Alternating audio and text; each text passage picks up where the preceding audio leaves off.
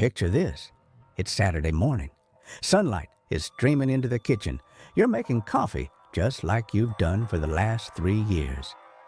You look over at her, scrolling on her phone at the table. On paper, this is the dream. You got the girl. You provided the safety. You built the life. But then you catch her eye, and for a fraction of a second before her social mask slips back into place, you see it. It's a look of tolerance, a mild, simmering boredom. You ask her what's wrong. She sighs without looking up and says, "Nothing, I'm fine." But you know, deep in your gut, that fine is the death rattle of her desire. You feel a gnawing anxiety that despite your loyalty, despite your history, and despite all your sacrifice, you are slowly becoming insufficient. It feels like a betrayal. You think you've done something wrong. Listen to me closely. You haven't done anything wrong. You're simply waking up to the operating system that has been running in the background of humanity for 200,000 years. Whatever comforting lie society has told you about unconditional love, I need you to burn it right now. Because what I'm about to tell you is the difference between mastering your reality and being crushed by it. To understand the modern woman, you must forget the modern world. You have to go back to the mud, back to survival. There is a harsh, non-negotiable rule in evolutionary biology known as Briffault's law.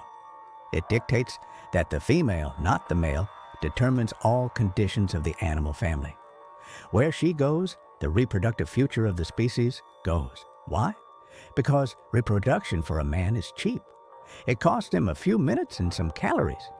For a woman, reproduction is an immense, life-altering liability, 9 months of vulnerability, followed by years of intensive resource drain to keep an offspring alive. In the wild, if she chose a mate who was weak, incompetent, or lacked resources, she didn't just have a bad boyfriend. She died.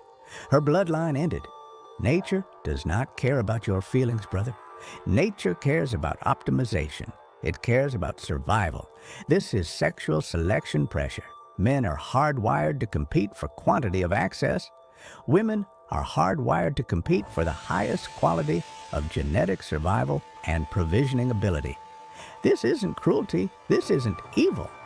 This is the cold, calculating software that kept the human race from going extinct during the Ice Age. And that software hasn't had an update just because we invented air conditioning and Netflix. So, how does this ancient survival instinct manifest in your living room in the 21st century? It operates as a subconscious scanner running in the background of her brain 24/7. It's an always-on algorithm constantly evaluating the environment and asking one terrifying question. Is my current mate still the best possible option I can secure right now? This is the neurological root of hypergamy, the instinctual urge to date up, to seek superior status, resources, and genetic fortitude. The male brain values stasis.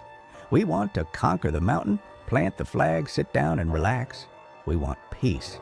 The female brain values trajectory. To her primal instincts, stasis looks a lot like death. If you aren't climbing, you are falling. She doesn't consciously register this as hypergamy. She isn't sitting there plotting.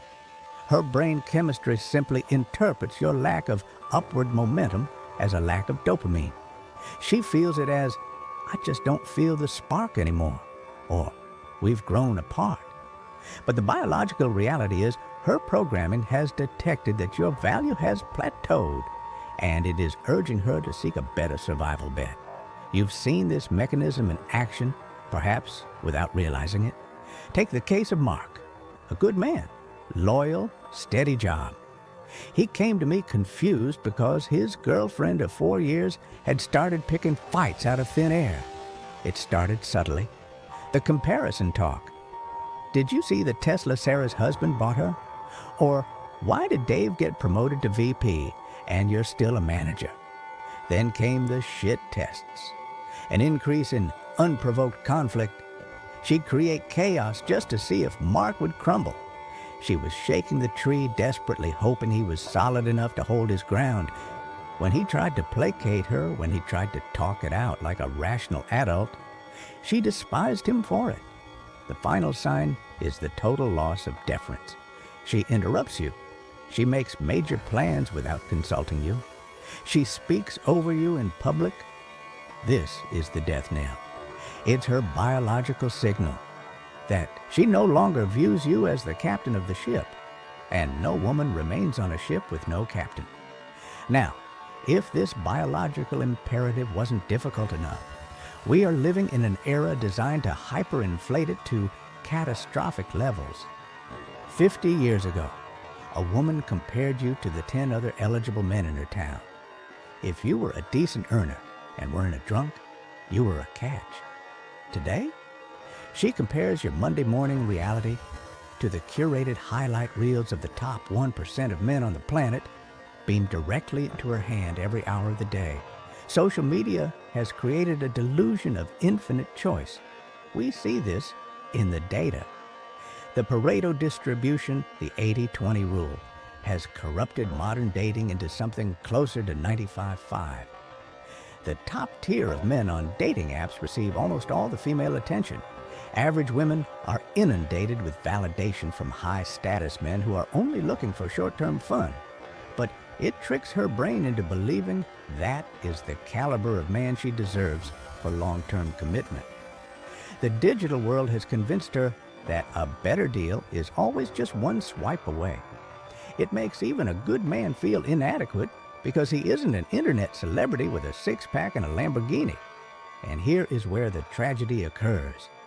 This is the trap most nice guys walk into. You sense her pulling away. You feel the coldness. So, what do? You rely on your own programming. You try to fix it by doing more. You buy flowers. You plan date nights. You ask her what you can do to make her happy. You become subservient. You plead. Listen to me. This does not fix the problem. It accelerates her departure. By appeasing her dissatisfaction, you signal lower status. You prove to her primal brain that you are afraid of losing her, which means she is the prize, not you. You killed the last remnants of respect she had. And then comes the monkey branch. A woman almost never leaves a long-term relationship for no one. She leaves when the next branch is secure. You are blindsided by the breakup text on a Tuesday. The truth is, she checked out 6 months ago. She's been auditioning your replacement while you were still trying to save the relationship. This brings us to the red pill, the bitter truth that most men would rather live in denial than swallow. She is not yours. It is just your turn. As men, we are capable of idealistic love. We love things just for being. We love our dogs, our old cars, our sports teams unconditionally. Women love opportunistically. They love you for doing. They love you for what you provide. Security, status, excitement, DNA. If you stop providing the conditions that create those feelings, the love evaporates. It is highly conditional. This sounds bleak. I know it hurts to hear. But fighting gravity is useless. You must accept that in the sexual marketplace, your value, and therefore your ability to be loved, is tied directly to your performance. So, what do you do with this knowledge? Do you become bitter? Do you hate women for having the instincts nature gave them?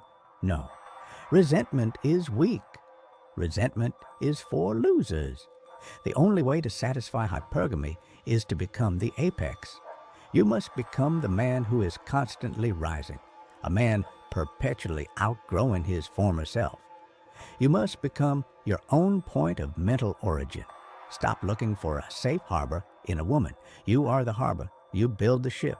You must reintroduce dread game, not by being abusive, but by being so undeniably valuable that she knows deep down that if she doesn't appreciate you, another woman gladly will. She needs a healthy level of anxiety about losing you. Stop trying to negotiate desire. Stop trying to buy affection with compliance. Make yourself so undeniable, so formidable in your purpose, that her hypergamous instinct works for you, not against you. The choice is yours, brother. Remain a victim of her biology or become the master of your own.